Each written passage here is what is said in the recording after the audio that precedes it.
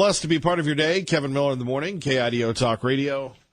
Let's go to Max in Garden City. Max, good morning. Welcome. Good morning. I'd like to start with a friendlier point. A salute to eggnog. It's back on the shelves, guys.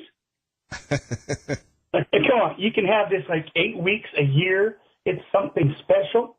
I was walking through my favorite big box supermarket yesterday, and right there on the shelf, it said eggnog. This guy just put it out there. Now it's in my fridge, in my cup, and in my stomach. Oh, yes. Okay, now to the real deal. I just had to lead off with something nice. Judge Kavanaugh has shown us he has compassion, emotion, and energy. Isn't that what you want in a Supreme Court justice? Not according to former Justice Stevens, who's mouthing off. Yeah, former Justice Stevens. Notice, former judges. The guy wants his 5 seconds of fame. He's a liberal commie pinko who was yanking at freedom every day he sat on the court. We need a qualified human being, not a robot. We don't need him. We don't need Darth Vader Ginsburg. We need people with compassion who will follow not only the letter of the law, but the spirit of the law. Look at Brett Kavanaugh. By the preponderance of a lack of evidence and of positive evidence, the guy is innocent. There's absolutely nothing to show otherwise, but I'm afraid that as soon as he is seated, groups like Antifa, Move Over, Black Lives Matter, they're going to pile up and they're going to go after everybody in sight. You'll see a repeat of what you saw when Queen Clinton lost the election. It's really not about Kavanaugh or Ford. You know what it's really about? It's about the future of the Republican Party. And what do you stand for?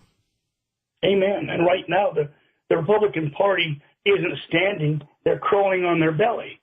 They've had the majority for how long now, and they've done nothing because half of them hate Trump's guts, and they will sacrifice the nation.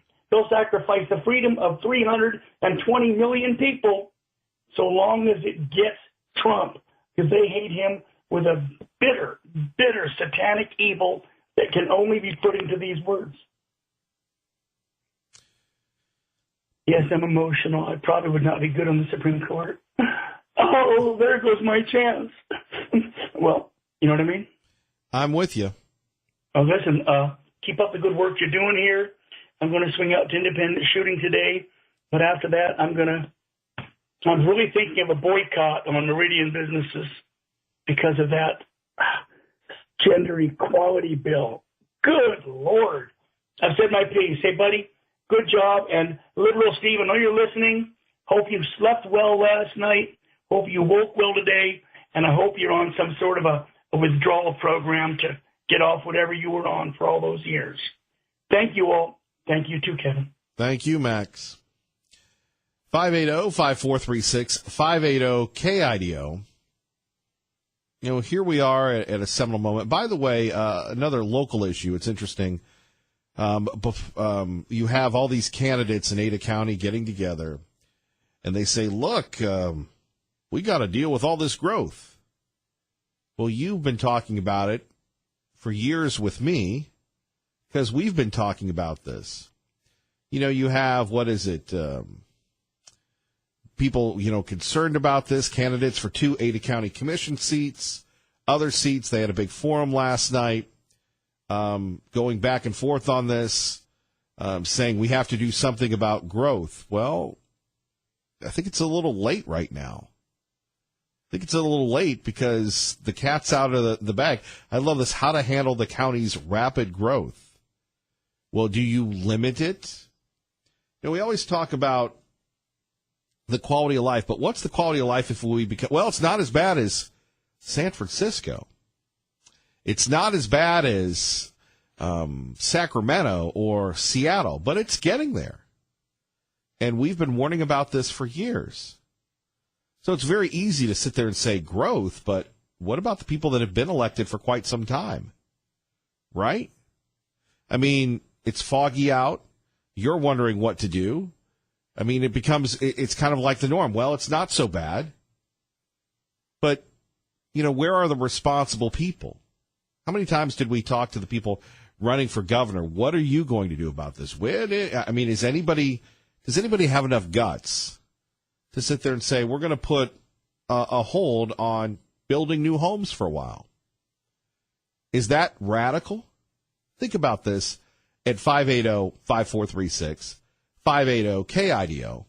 If somebody said, they went to their zoning and planning committee, you have this going on in Meridian with this fight over this Costco.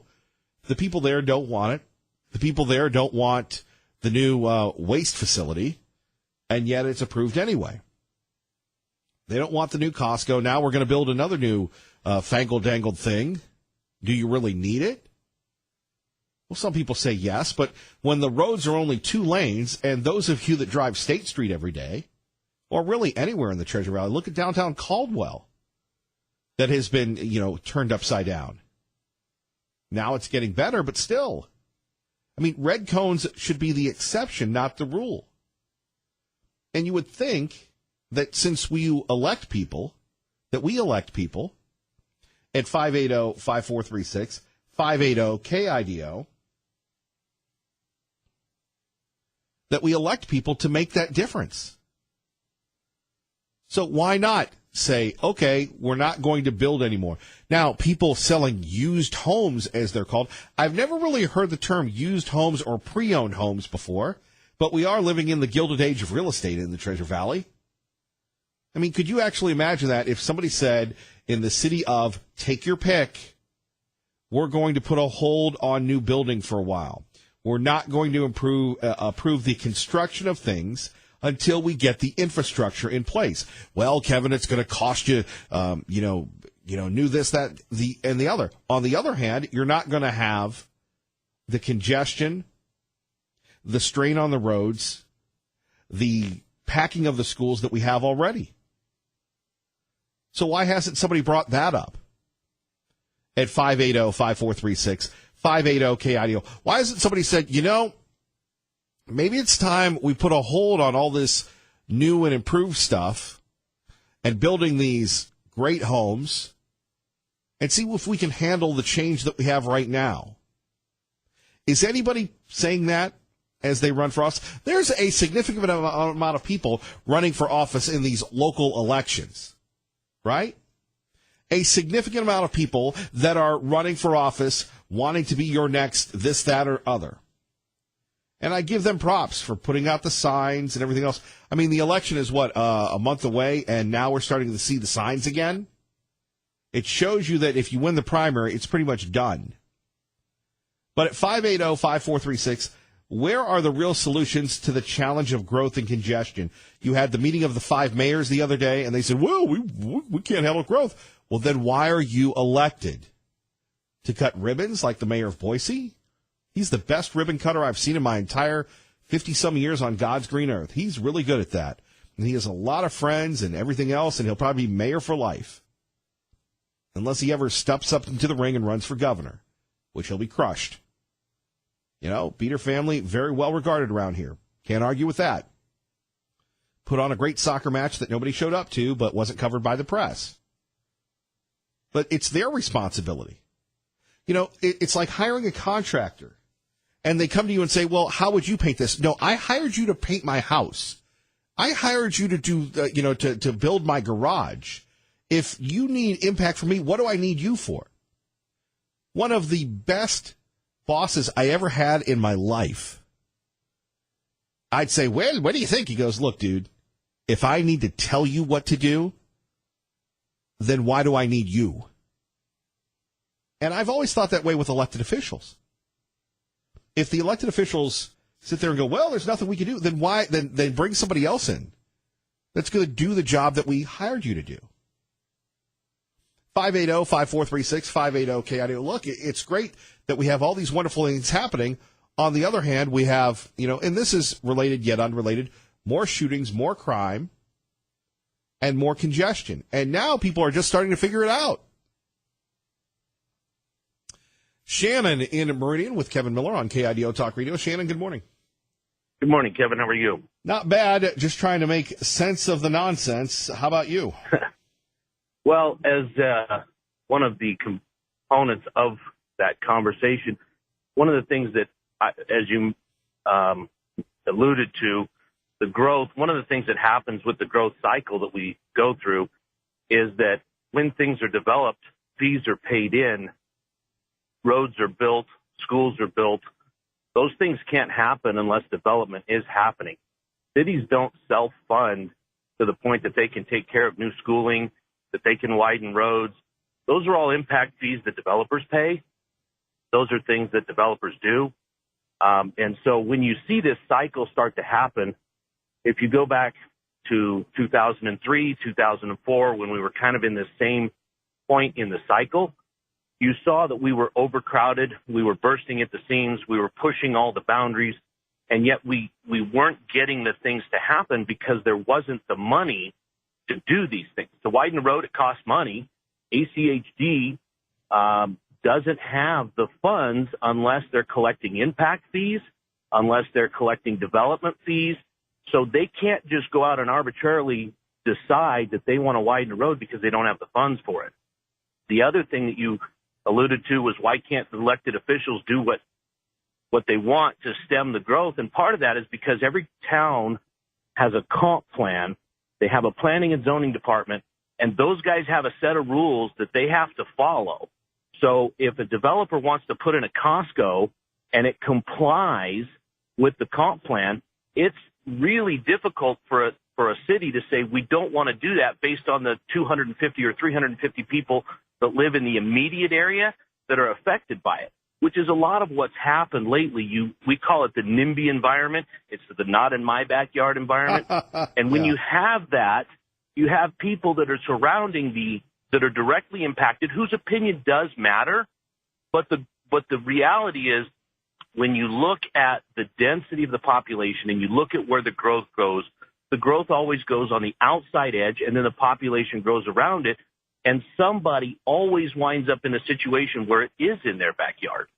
And so you see at these city council meetings and these planning and zoning meetings where the neighbors don't want it, they don't want the growth, they don't want the Costco's, but it's necessary for the city, so they do get up in arms, and it is newsworthy because people's opinion does matter. But the reality is, as an elected official, they have a fiduciary duty to follow the comp plan that they revise every 7 to 10 years that keeps us current on where the city should grow and how things should happen based on what's there and what's coming. So when you look at that and go, we just want to turn it off, we want to shut it down, that's a pretty difficult thing, because the thing that people want, the schools, the roads, the things like that, come after the permits have been paid for, after the subdivisions have been put in and the sewer and the water and the infrastructure has already been built by the developers, given back to the counties and to the cities so that it's theirs to maintain. After those sewer plant fees are paid up front, those police and fire fees are paid with every building permit that's purchased. So when those things happen, that's when the funding comes, and finally we're able to build new schools and we're able to expand our infrastructure and we're able to widen the roads. But first things first, you always wind up in a cycle like this where there's a pinch of the population that says, here comes the growth. But Shannon, I think you see it everywhere. And with respect, I wasn't here when the last cycle happened, so you've got me on the high ground. So you moved into someone's backyard. I moved. I guess I did. I moved here in 2009, but from a common sense point of view, and again, obviously you're a professional, but people have argued that the impact fees need to be higher. People have, again, it just doesn't make any sense when you have all this growth going on and we can build these subdivisions. I understand they fund some of it, but you see the infrastructure woefully not keeping up. Well, and a lot of that is true. And I don't think that there's too many people on the development side of the coin that would argue that you can't raise impact fees. It's kind of like raising interest rates. If you want to slow the growth, raise the impact fees. It will raise the price of the end product, whether that's commercial, retail, residential. It will raise the prices. It will slow the growth, but it will also fund those things. Again, the reality is those impact fees were set 4 to 5 years ago on a sliding scale that they do escalate every year.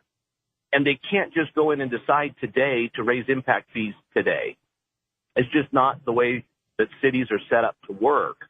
They can do it, but, you know, and nobody necessarily is against it except for the homeowner purchasing the product at the end. Shannon, we appreciate you listening and calling in, and thank you, sir. Thank you. Have a great day. All right. You take a look at Shannon's point, saying this is just how it goes. Your thoughts, 580-5436, 580-KIDO. Conservative Steve, what do you think? Well, how you doing, my friend? Well, you know, it's kind of like the gentleman said there, and I appreciate his information and his expertise, you know, absolutely. But, you know, the problem is, Kevin, is Idaho is just a very desirable place to live, my friend. I mean, I came out here over 20 years ago to get away from the mess in the People's Republic of California, you know. But I didn't come here to change Idaho. I came here to be a part of the answer and not the problem. I came here to raise my children in peace, and I came here to pay my taxes, mind my own business, and be a great neighbor and a part of the community.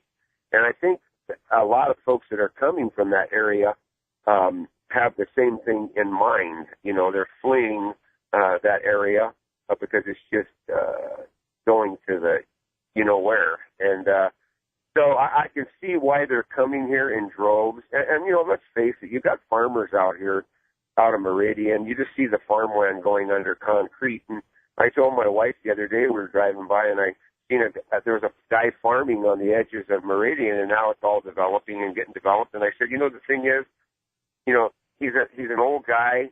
He can make more money in one transaction of this farm than he's probably made his whole life and his dad's life farming.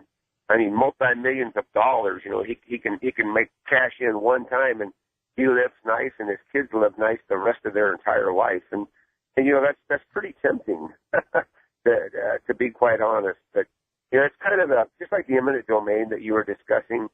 You know, the eminent domain is created so a community of people can make a decision, and it's whether you like it or not. And that's just the way it goes.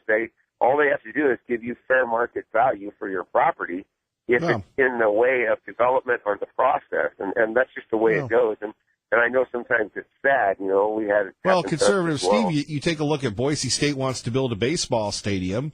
Oh, absolutely. We break the news about it. No one else picks it up. We'll see what happens to the Boise Church of Christ and the eminent domain, or is it just quietly going to happen? I mean, do you want a church parking lot, or do you want a baseball stadium? Which is more important?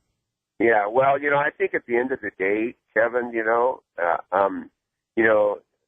the Boise State and the rest of them, you know, they're going to do what it takes.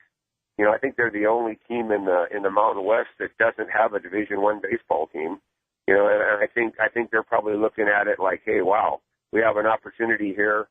And you know, it's a hard one, you know, but I mean, unfortunately, that's the situation that you're in if you're living near an expanding area like the university or whatever, you know, and hey, they can take it, man. I mean, they really can, you know.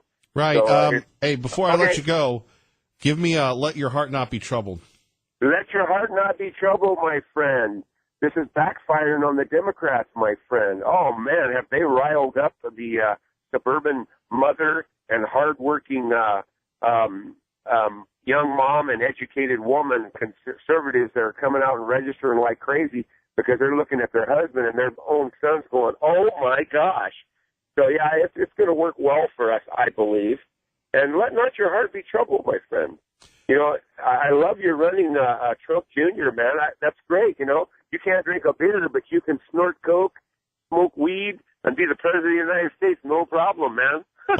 Only in America. Thank you, Conservative Steve. You as well. God bless, my friend. God bless. Pete in Mountain Home will get to you next. Kevin Miller, KIDO Talk Radio. Kevin Miller in the morning, KIDO Talk Radio. Let's go to Pete in Mountain Home talking about growth. Good morning, Pete. Good morning. Yeah, we are seeing some of it here in Mountain Home area because I'm noticing a lot more Ada County plates, people moving here because the housing is considerably cheaper than it is in the Boise area. And if you're working on this side of Boise, you can get into Boise in about half an hour from here at 80 miles an hour. And so, the traffic is going in that way in the morning is very low.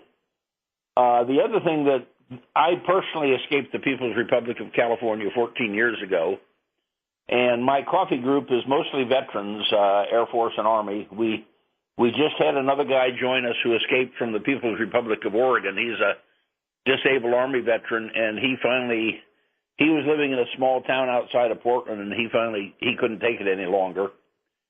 And I think those of us who escaped from socialist dictatorships like California and Oregon probably are more conservative than many of the people that were born here in Idaho, because we've seen what happens when you let the left take over, and we would just as soon it not happen here, especially us old farts who, I'm not going to move again, so this is it, man.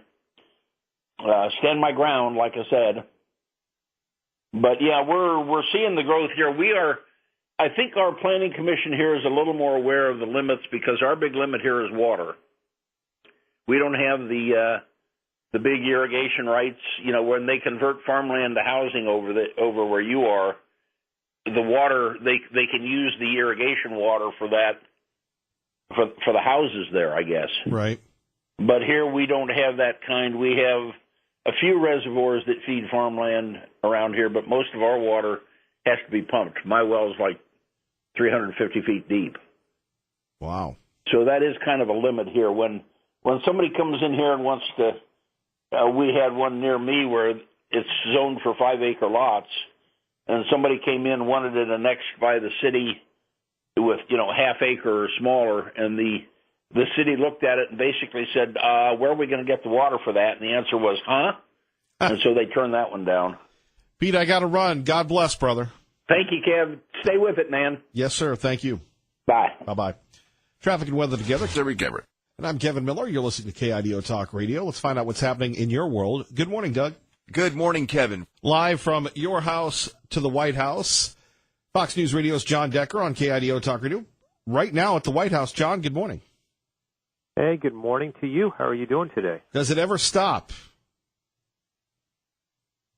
What specifically? Does whatever stop? I'm just saying the news cycle. By the way, news? The news never stops. No, absolutely, Kevin. The news never stops.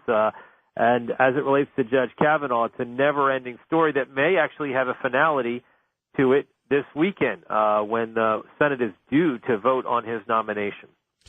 By the way, I enjoyed your give and take with the president the other day. With the press conference. Yep, I go, there's our John Decker. Oh, well, thank you very much. So it was, as you saw, it was in the Rose Garden. My question concerned what he was there talking about, which was the trade agreement reached between the U.S., Mexico, and Canada. And as you saw, there were a number of questions that came after my question that involved Kavanaugh, and ultimately he took those questions as well. Indeed. So what the president has been hitting the road quite a bit, talking about Judge Kavanaugh, talking about the Democrats, saying really he's on the ballot just like all these Republicans. Has that been the theme of these events in these crucial states? Yeah, that's right. Kevin, that's what he said last night in Rochester, Minnesota. I was with the president last night in Rochester. I traveled with him, and it was a long day because we went first to Minneapolis and then got back on Air Force One and traveled to Rochester. But that exactly was the message. He said he is on the ballot. He's not physically on the ballot. His name will not be on the ballot, but his policies certainly will be. And this midterm election, as like all midterms, will essentially be a referendum on this president's first 2 years in office. And hard to believe that 2 years has gone by. But that's what the president said, and he feels very strongly that Republicans will do well in the midterms and sort of buck that historical trend of not doing well, after the first 2 years for the party in power. John Decker, what do you expect over the weekend from the White House? Will the president be in town, or is he heading out? Well, he's heading out tomorrow for another campaign-style rally, but he's not going, I don't believe, right away. I think he's going to sort of stick around for a little bit and see what happens with the Senate vote on Brett Kavanaugh, a vote scheduled right now, at least to take place tomorrow.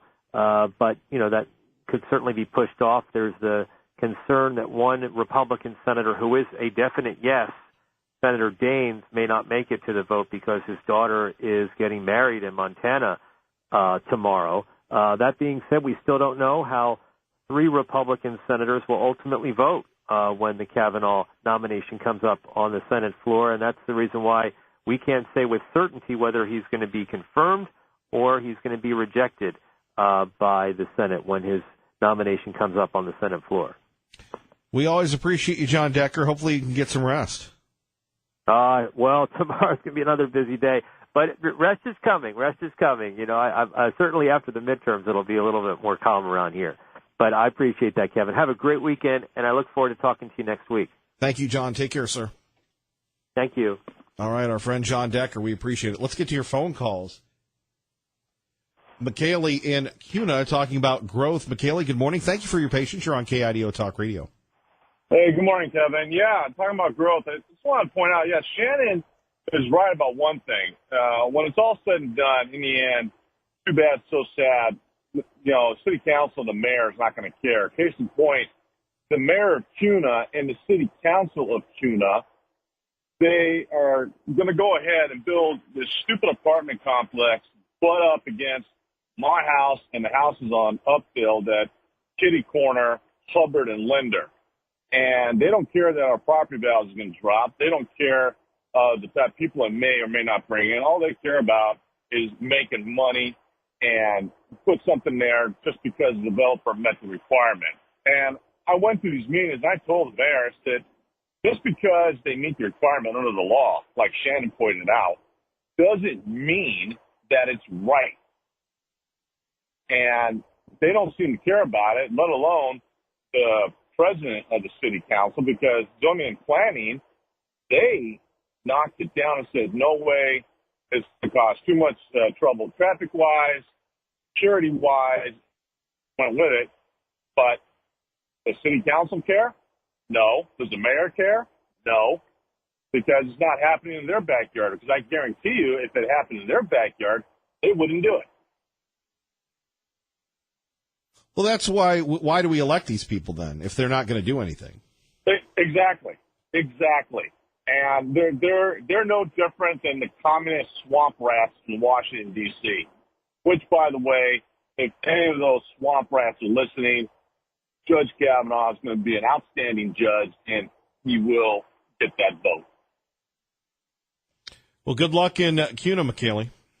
Yeah, I appreciate it. Keep doing the great work you're doing, and but not your heart be troubled. I love that. Take care, sir. All right. Bye-bye. Bye-bye. Tom in Nampa, good morning. You're on KIDO Talk Radio with Kevin Miller. Hey, Tom. Hey, Kevin. How you doing? Not bad. Thank you for your patience. No big. Quick question for you. Has anybody checked with the Democratic Party of Idaho about what they think about what their party's been doing in D.C.? I mean, I've seen some loathsome I'm 59 years old. I've seen some loathsome political activities, but this is vile. I'm wondering what's next. Are they going to stick an underage girl and a photographer in some congressman's hotel room? Because that's about what the level they're dealing with at this point. I would agree with you. Has anybody asked these guys and forced them to give a straight answer, not some politically correct, meaningless ball of fluff? Or any Idaho Democrat. Yeah. I mean, where it's Boise, there's a bunch of politicians here. Somebody should ask the question, what do you think about how this has been handled by your party? Do you have any shame at all?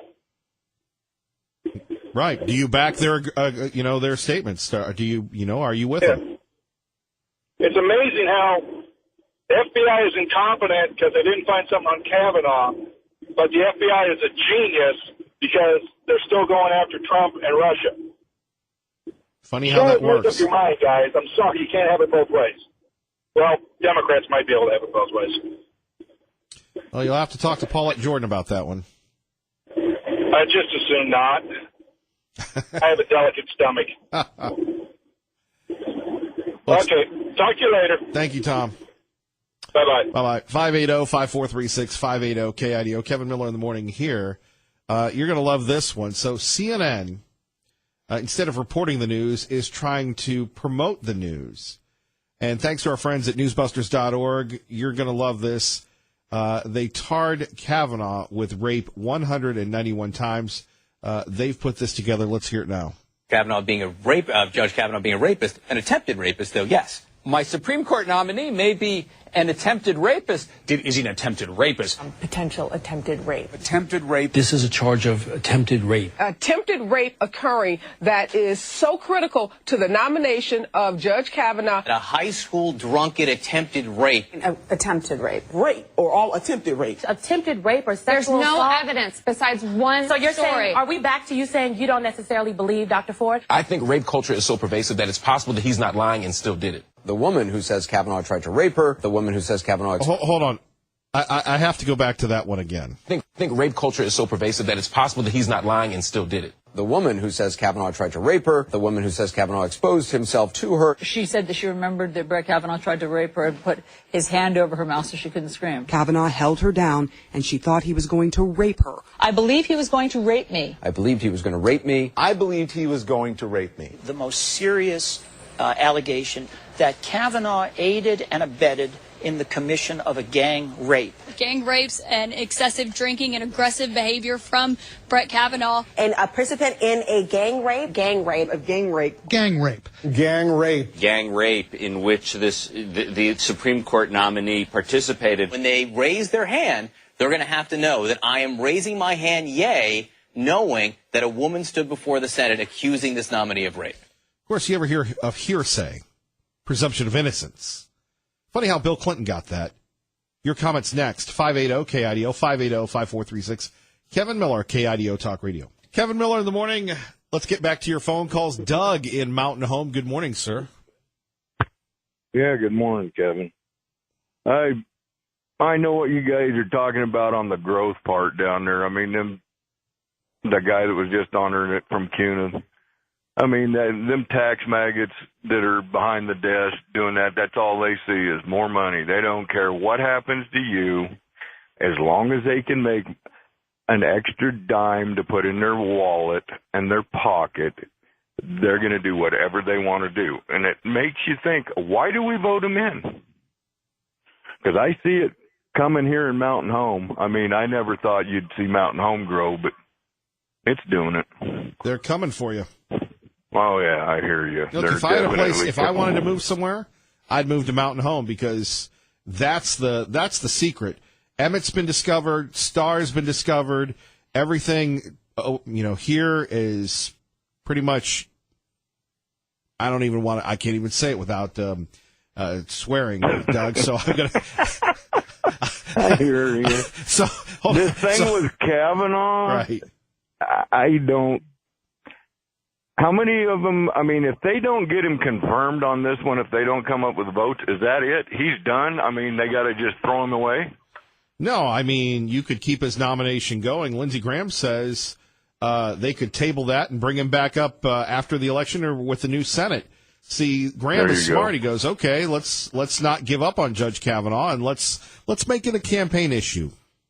Yeah, and I heard him say that, and I agree with him. The other thing is I heard him saying, and I hope they do it, Kevin, they need, once after this election, and it looks like the Republicans might gain some seats now with all this going.